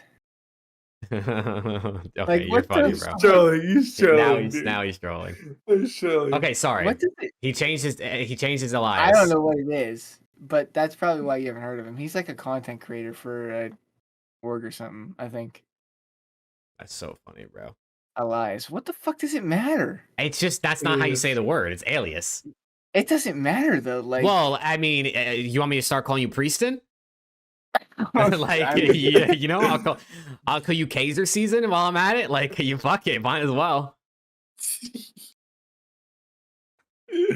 Kaiser kind of go hard, low Kaiser, key. yeah. Kaiser. That's funny. Bro. Yeah. That's funny. I saw Luke said in chat, and this is something I actually wanted to touch on. He said, since Dan Ghosty got his one chip, I feel like he'll be better in finals and be less nervous. And I agree, bro. I said it on the watch party last night, and I said it when Alex and I were on the watch party because Preston didn't fuck with us at all this weekend. What the fuck? I think Friday. Ghosty is going to be unlocked now on Sundays. I think the nerves are gone. He finally got it. And I think he's going to step up his game, which only makes LAT more scary as long as they don't get complacent. Because if they get complacent, none of this matters anyway. They're cooked. But as long as they stay locked in mentally and they really, really want to continue to win, I think they can actually do it. I think FaZe the only ones that can compete with LAT at the top. Yeah, I don't think so. I think he's ass. So Okay, I'm literally clipping that and sending it to Dan, bro. I'm Jack, clipping that and sending it to him. I love that guy, but he's ass. But I love that guy. The guy won't chow me. I asked him to chow me. He said no. Well, that's He's probably terrified. good for you. He's terrified. He's absolutely terrified. Yeah. Shout out Dan Ghosty, bro. It was his birthday weekend, and he got his first dub. Is that not sick to get your first dub on your birthday weekend? The last time an LA Thieves player had a birthday, Dylan Envoy got shit on by Kenny in a 1v2 round 11 game 5 or fucking to lose to OpTic in a 5-1 comeback. So I'm glad Dan got a dub on his birthday weekend because Envoy got pissed on. FaZe on Sunday, that's true. But that's if Toronto doesn't turn up against the Thieves and Surge doesn't turn up against FaZe on a fucking Saturday or shit or something. Abby, are we forgetting about OpTic? Yeah, we are. We are forgetting about OpTic. Without a doubt. His Envoy's best moment. Best moment is that when we went against TJ, yes, that's what literally saved OpTic Gaming as an organization. Yeah. Oh, that guy. I love Dill. Dude, his dad. Did you see his dad reply to my shit? His dad's cold as fuck, dude. His dad is cold as his fuck. dad is hilarious. What did he say?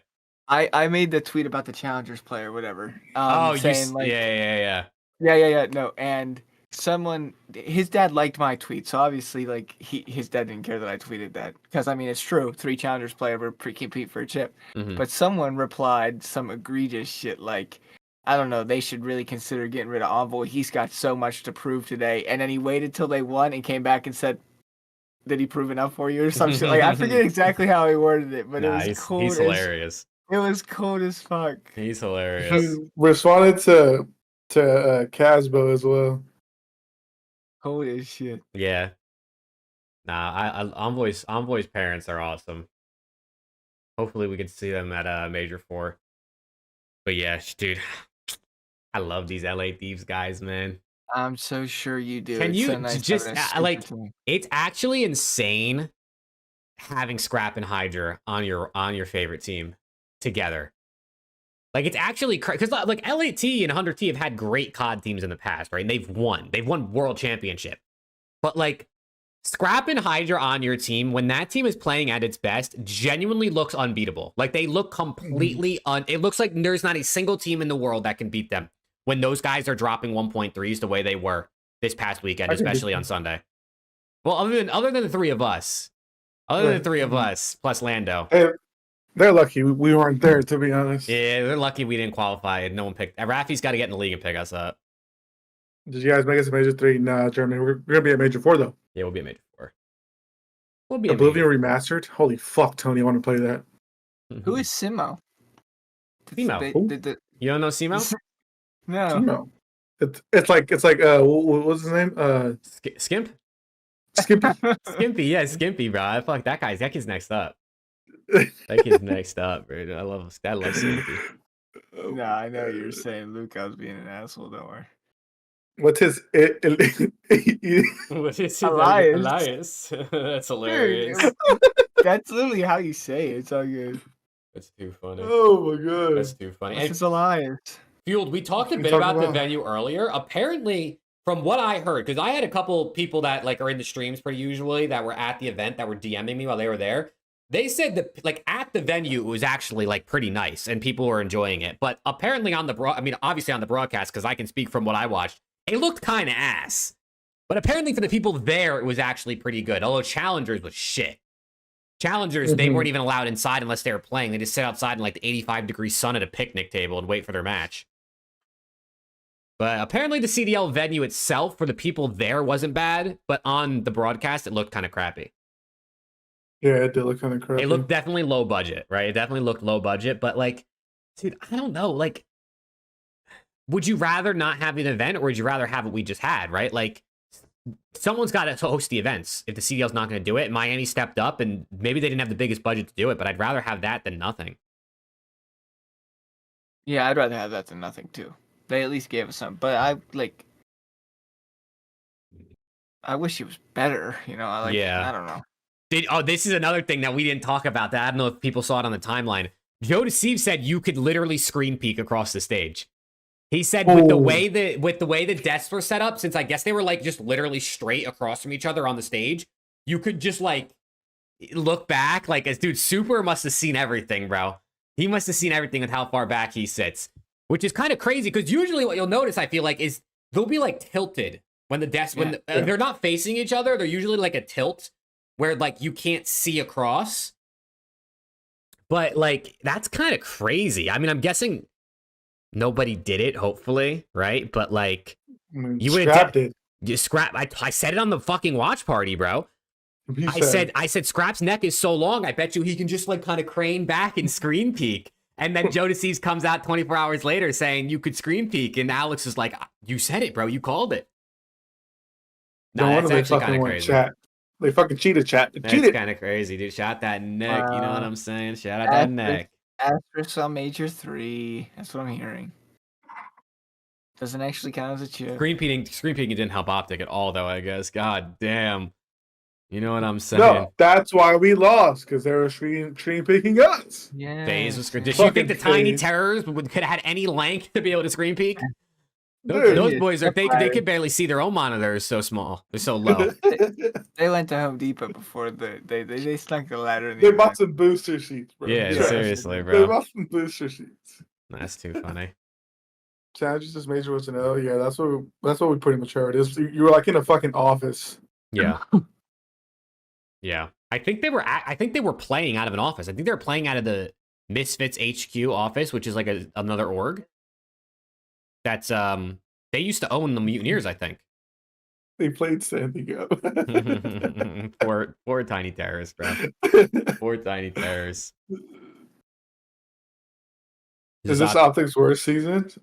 Yes. One of the better. At least from what I've watched, I think this is the worst season OpTic's ever had. There's like World War II's up there. It's definitely harder to judge because there's like less events, so they've had less opportunity to try and like prove something, right? But I think this is probably the worst season they've ever had. Triple top 8s. I think it's the first time it's happened since Ghosts. And other than like the World War II team and the Ghost team, that are the only ones I think that can compete with it. Nah, bro, Cold War was not this bad, Tony. That Cold War team was way better than this team. We were playing on Sundays, man. They were playing on Sundays. This team hasn't made a Saturday yet, bro. They didn't make a grand final, but they got a top 3, couple top 4s. They were playing on Sundays. I think this is the worst season for OpTic ever. At least from what I remember from the 14 years I've been watching. Pre-MW3 OG, maybe they had worse teams, I don't know, but from what I know, I think this is the worst. Which is crazy, dude. After they just won champs last year. Sorry. Thank you. Appreciate that. Like, that just wasn't... Hey, but remember, dude, anytime, this is for you two specifically, and anyone in chat that can relate to this, anytime you think about how bad OpTic season is, just remember you were there last year when they won, when they lifted that trophy. I'll never forget it. And you were there when they got their rings this year. One of the greatest moments of my life, man. I'll never forget it. So just remember the absolute highs, the headache you had when they were making that run on Sunday and they were winning matches and they were lifting that trophy and the confetti was flying all over us, bro, and you were screaming.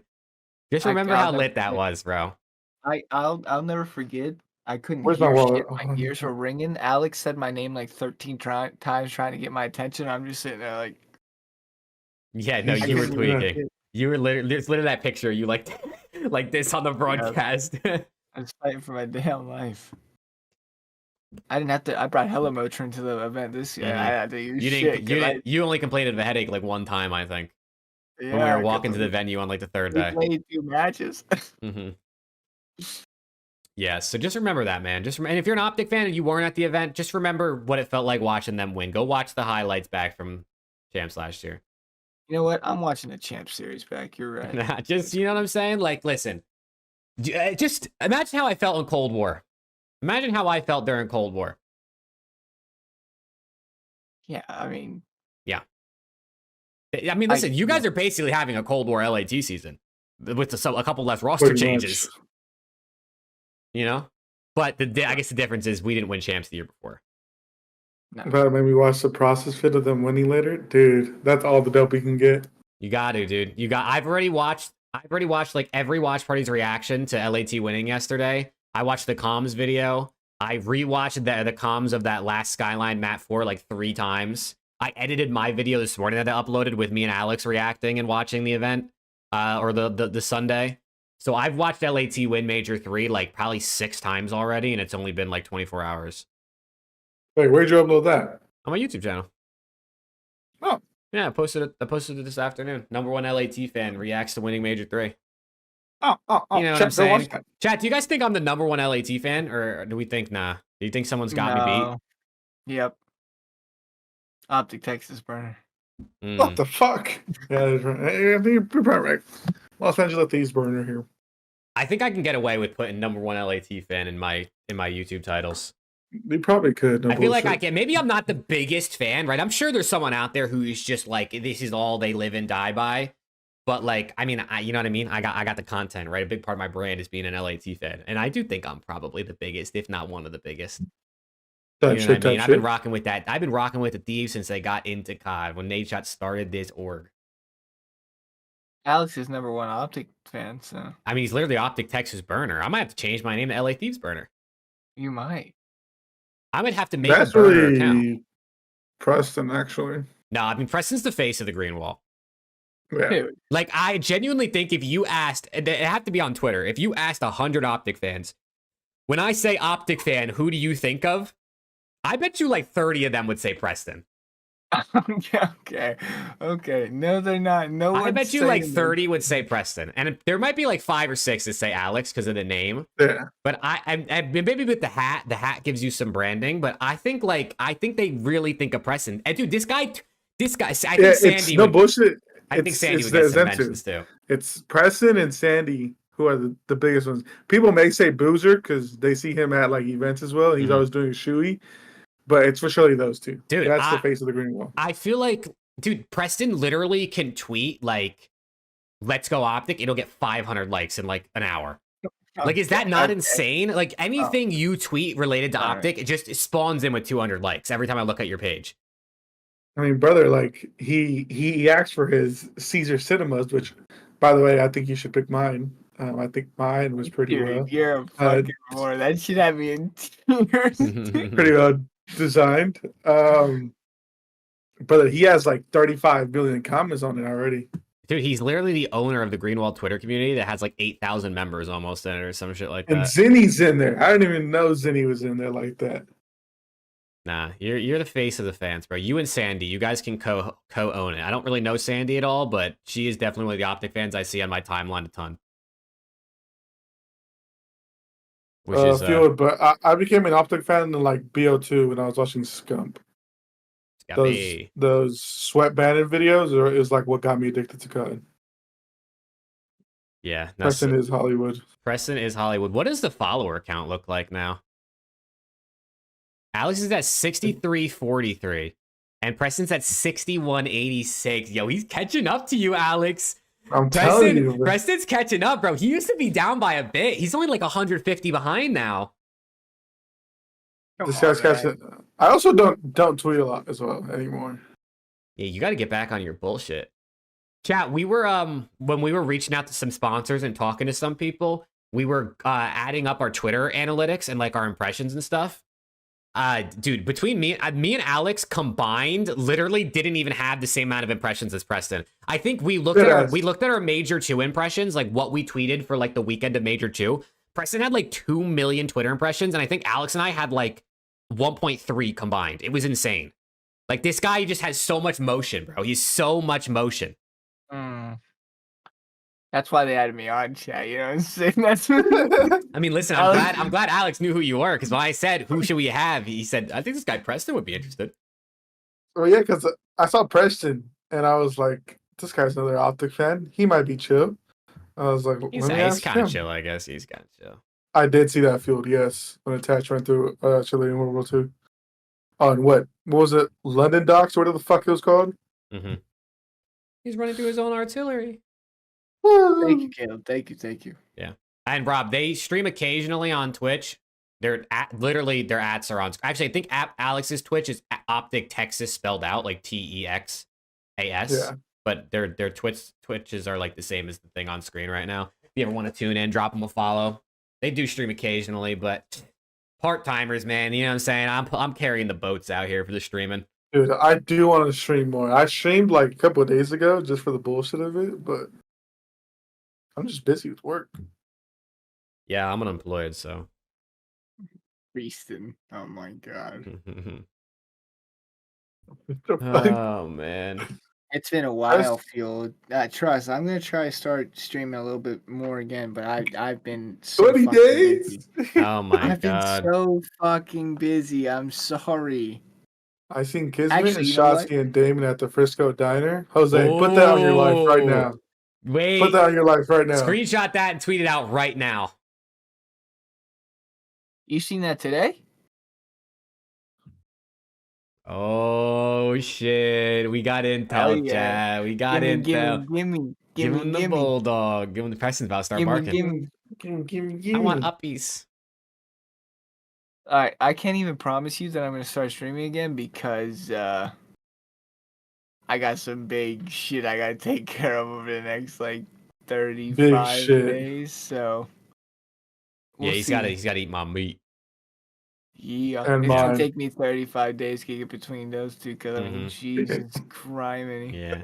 I'd also, Austin, to answer your question, Merc would not be the youngest in the league. He's 21 years old. Joe Disease would still be the youngest, I believe.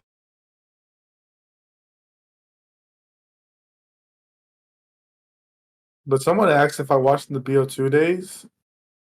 Not really. Somewhat, but I was way too young to kind of realize what was going on. I was just a fan of Call of Duty. Way too young. I didn't know. You guys are making me feel old, bro. You're old as fuck. I'm not. I'm literally 2 years older than you guys. I don't even know if it is. I don't even know if it's even technically 2 years. Yeah, it is. It is. Well, Alex just turned 25, so I'm not even 2 years older than him. I did just 25. I'm like a little under 2 years older than him, and I'm You're 2 older years older than than 2 you. years older. You're more than 2 years but like older than she me. said, I was too young in BO2. I was watching BO2, and I'm only 2 years older. You're 25 months older than me. That's a long fucking time. Oh my I was god. 17 around BO2. Holy fuck, Abby's an unk. Oh, Unkby out there, bro. Unkby Ward, dude. Unk is right. Holy shit. Nah, dude. You're going BO2 on is 30. elite, dude. You said you were Holy 2. You shit. were 12. You're not that young, Alex. You were 12 in BO2. That's 5 years younger than Abby. Okay, my bad, Abby. My bad, Abby. Damn. Damn. I was a young lad. Preston was born in 2002. No. I was born in 2000. Holy fuck, wait, what was that OpTic roster back then? It was like Nade, Scump, Merc, and Big T, right? Or Yeah, JCap? Merc and Big T. Cap was on the roster at one point. Rambo is also on. I think Rambo was on the roster. I think it was who? I think did Nade Shot take Rambo's spot? I don't even fucking And then- remember. Holy fuck. And then eventually, I think did they drop Merc and bring on Cap, or was it the other way around? But it was some combination of those guys with the teams throughout the year.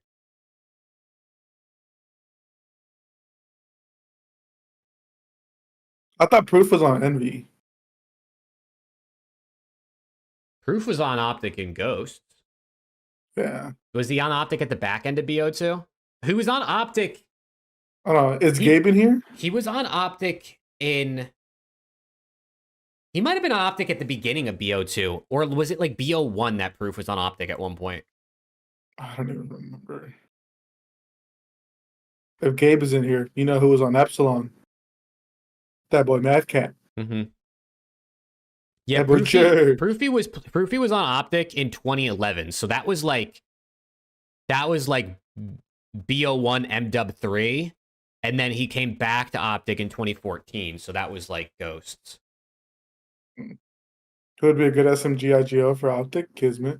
No bullshit. I do, dude. Kismet, I mean, Kismet's the enabler, man. He's the enabler. That's the bulldog. Oh, yeah, bark for him, yeah. Yeah. Dude, isn't that crazy? Big T retired at 21 years old, dude.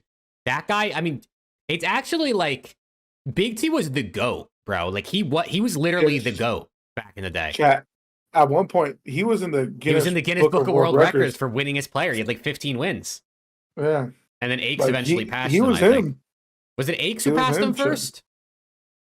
I think it was Aches who passed him first originally. And then I think Krim eventually passes Aches. But dude, Like he if was you were to the go back GOAT. and get a like what 2013, 14 Guinness Book of World Records book, Yeah. he would be in that book. Yeah. Like that is cemented in history. It's pretty sick. It's pretty sick. Shout out to Big T, man. He still posts on YouTube. I still occasionally tune into him. I'll go on like a spree where I'll watch Big T for like 3 weeks. But he just plays like random games, I feel like. Yeah. He's a good guy. He doesn't get involved much, but he's back there grinding. He does his own thing, man. He stays in his own lane. He's like FaZe Jev. Like he's a part of the team. He's always there, but he just stays in his own lane. He does his own thing. He's a good guy. Shout out Big T, man. Hope that guy's doing good. Big T, if you're watching this, bro, what's good? Right now, that brother's playing Schedule 1, the weed game. Yeah, yeah. All right, Tony said he's got a topic. We'll do one last topic and then we'll move on, or then we'll end the show. What do you think the flank guys saying this era, or what do you think of the flank guys saying this era is the plumber era of COD? I mean, they're obviously trolling. Yeah, they're obviously trolling. The players nowadays are better than the players were back then, but the format nowadays, I think, is easier to win. Definitely is. There's no. It's easier to win now, but the players are better. You had to win like 8, 9 series at tournaments back in the day. Like even sometimes fucking more. Like the jetpack era. This one you get fucking 4 series, you win. I sure did, Jesus. That was good Chick-fil-A. It's insane. Wait, this guy's robbing his brother, bro. That's fucking insane. Where's mine? You're right. I'll get you some, Tori. But yeah, Tony, I think they're just trolling. Like, there's obviously, both things are true, but the difference is like nowadays people are playing COD for hundreds of thousands of dollars and are doing it full time as a full job. They have performance coaches. Some of these fucking esports teams have chefs. Like, they do it all day, every day. They do VOD review. Back in the day, people were like coming home from school and scrimming, coming home from work and scrimming. Like, the ceiling was the ceiling. It's word to Big Timer. This is what he always says. Like, back in the day, if this was the ceiling and the best players were here, you could only be this good. But as time progressed, the ceiling raised. So the best players are up here now, so they might be better than the old ones, but like the best are still the best, right? So that's why comparing eras is difficult. So the ceiling's gone up, the players have gotten better because they can invest more time and money into their game and getting better, but it's just there's less events, but it's also a lot easier, or there's less to do to get to a finals and win nowadays. Yeah, because remember, chat, you can only play who's in front of you. If you have plumbers in front of you, you have plumbers in front of you. If you have Simp, HyDra, BZ, Cell in front of you, you're gonna get shit on, but that's who's in front of you. So yeah. Did Neptune single-handedly save the season for Surge? Yes. For Surge, yeah, dude. Without a doubt. But all right, let's close out the show, man. Let's go. Say your parting words, boys, and we'll be back Monday next week. I appreciate you guys being here as always. I ain't gonna say shit regarding anything, but you guys know how I feel. So, but no, you guys are the goats. So appreciate you guys. We'll be live again next week. Matches start this Friday already. There's no break, so I guess that's pretty cool. Tomorrow's gonna be a big day regarding Rostermania. If there are any moves, tomorrow's gonna be the day that we find out because roster lock is tomorrow. So. Tomorrow's gonna be the day, so keep your eyes out for that. But yeah, appreciate you guys hanging out. And if you download 1v1 me, use code ATC. Hell yeah. That we always say we appreciate y'all. We love y'all. We would be nothing without you all. But with that being said, though, if you love us, if you hate us, you're still watching there, buddy boy. But chat, obviously, we love you all. We'll see you at Major 4 if anybody's going. I know a lot of people have been saying that they're going to go to Major 4, so again, come say hi to us. Come get interviewed. Come be in some content for us. Which, if you Please. haven't, I put it in the chat. Go watch the Around the CDL Major 2 vlog if you have not. That is a banger. But yeah, chat, we love y'all. We'll be back on the weekend for more matches. We'll be back next Monday for another podcast. And yeah, chat. So we'll see you fuzzing later. Peace. Yep. Chat, appreciate y'all watching. I guess if anything like insanely crazy happens Rostermania wise, maybe there's a chance we do an emergency show at some point during this week. If like something insane happens, right? If it's just like normal, like, okay, Merc goes to C9, you know, nothing really happens, like we're probably not going to do an emergency show. But if something crazy happens, we might pop up. So stay tuned. Follow us on Twitter, which are at least my Twitter and the Around the CDL one is linked down below. If you're listening in post, all three of our Twitters are down below. But appreciate you guys. If you're on Spotify, leave a 5-star review. If you're on YouTube, drop a sub, drop a like. And yeah, chat, we'll see you guys next week for another episode of Around the CDL. Peace out, chat. Have a good one. Peace. Peace.